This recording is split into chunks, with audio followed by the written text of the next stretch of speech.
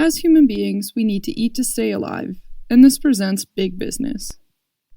In Canada, the agricultural sector and related industries contribute around 110 billion Canadian dollars to GDP. And in the United States, this number is over 1 trillion US dollars. Nevertheless, most of us only ever engage with the grocery store or restaurant end of this system, and never directly with farmers. As a result of this divide, some severe issues within our agricultural systems have gone unnoticed for a long time.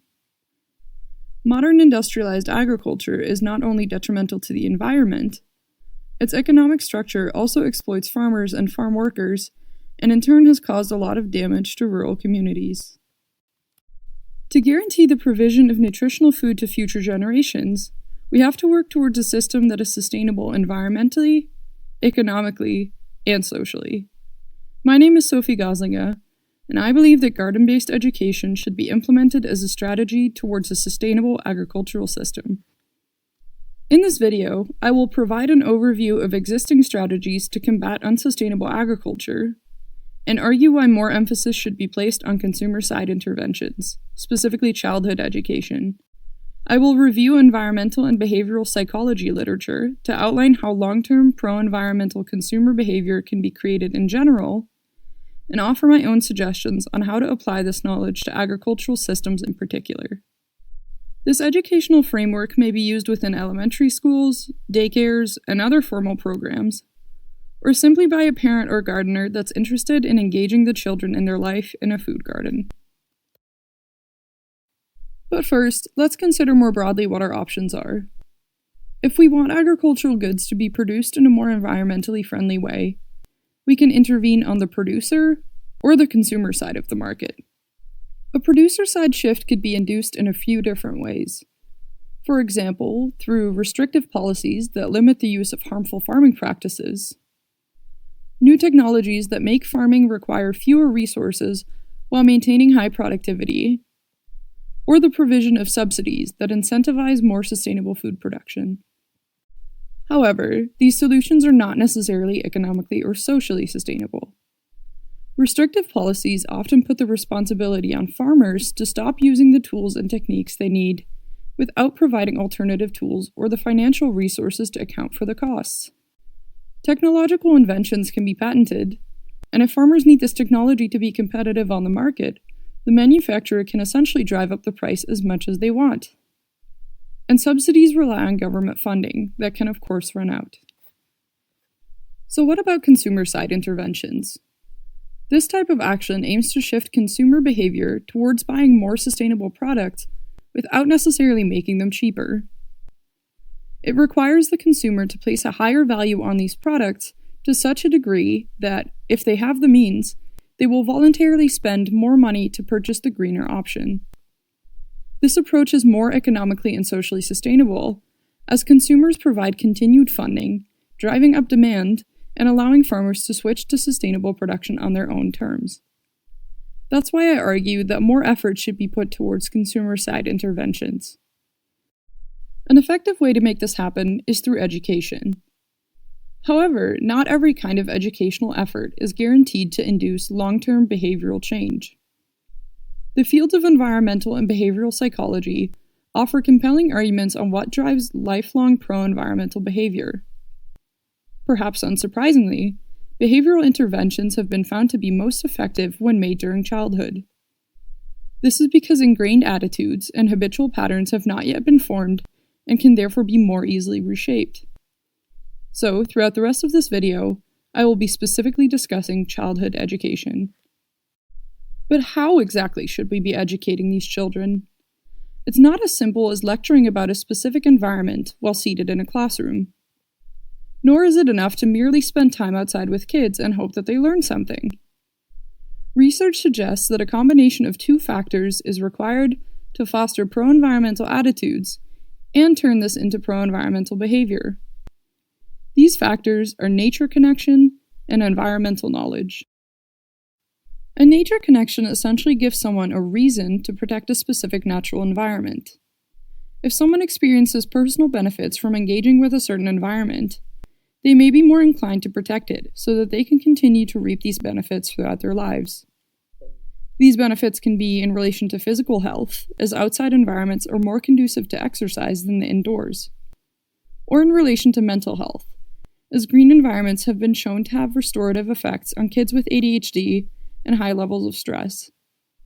This type of nature connection is out of self-interest. Alternatively, if someone has spent a lot of time in a natural environment, they might start to empathize with it more and even incorporate that environment into their own sense of self, just like how our nationality might be a part of our identity. In this case, we may be motivated to protect that environment to prevent damage to ourselves. This type of nature connection stems from an environmental identity. Whatever someone's motivation might be, it's difficult to turn these pro-environmental attitudes into pro-environmental behaviors without the appropriate environmental knowledge. Environmental knowledge consists of 3 subcategories: systems knowledge, action-related knowledge, and effectiveness knowledge. Systems knowledge requires an awareness of the existence of environmental issues and, therefore, a basic understanding of how environments function. For example, an awareness of the fact that greenhouse gas emissions from agriculture contribute to global warming requires an understanding of how greenhouse gases function in the Earth's atmosphere. Action-related knowledge, as the name suggests, concerns how human actions relate to environmental problems. Just because I know that excessive greenhouse gases lead to climate change doesn't mean I know how that relates to my own behavior. In the example of agricultural greenhouse gas emissions, a piece of action-related knowledge might be that many farm animals produce methane, a greenhouse gas, during a part of their digestive process called enteric fermentation, and this methane is then released into the atmosphere as burps. So, if I lower my meat consumption, I will emit fewer greenhouse gases. Effectiveness knowledge concerns the relative impact of one action compared to that of another. This type of knowledge is crucial to navigating decision-making within complex systems, such as agricultural systems. I'm going to have to eat something, but which items have lower environmental impacts compared to others? For example, between plant-based and meat-based foods, the plant-based option is likely my greener option.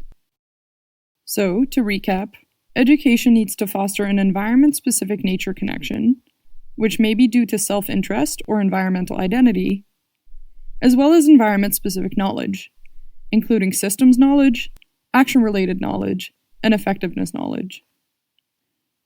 Applying these criteria explicitly to agricultural systems, I suggest that an effective way to create pro-environmental consumer behavior is through garden-based education.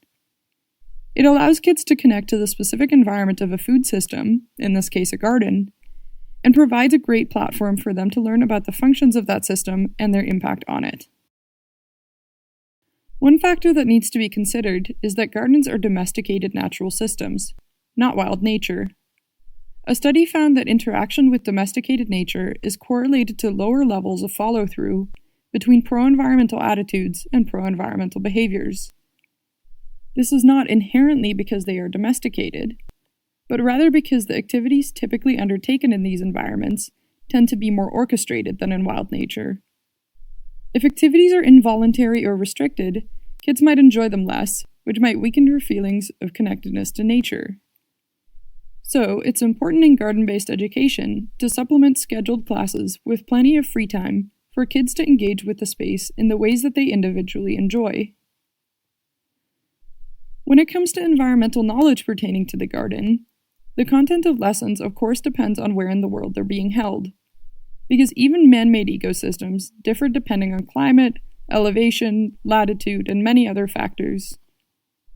However, to provide an example of what lessons might look like, I will be releasing educational videos over the next month or so, discussing garden-related topics that are universally applicable, such as soil texture, pollination, and nutrient cycling.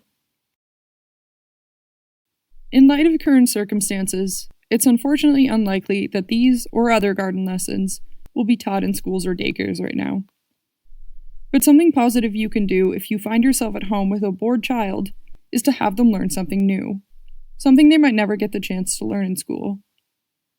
I encourage you to start a garden with them, even if it's a simple indoor garden with plastic containers for planters. and help them learn from their miniature ecosystem. Teach them how to take care of their plants. Teach them about the soil, the nutrients, the little creatures that live underground. And if you successfully grow something, prepare a dish out of it and let them enjoy the fruits of their labor. We should use the crisis we're experiencing at the moment as a lesson to take warning signs seriously and act before problems reach a state of emergency. Agriculture worldwide contributes immensely to our greenhouse gas emissions and damages important ecosystem functions. We can't expect farmers, some of the poorest members of our society, to change that system. And we cannot rely solely on governments to pay for the real production cost of food. As I argued in this video, we should place more emphasis on shifting the consumption habits of those with the financial means towards purchasing greener options. And a great strategy to do this is through garden-based education. If you watching this video are involved in childhood education or childcare, whether that be formal or informal, I highly encourage you to start engaging your children in a food garden and teach them about it. If not, I encourage you to share this video with someone who is. And together, we can grow towards a greener future.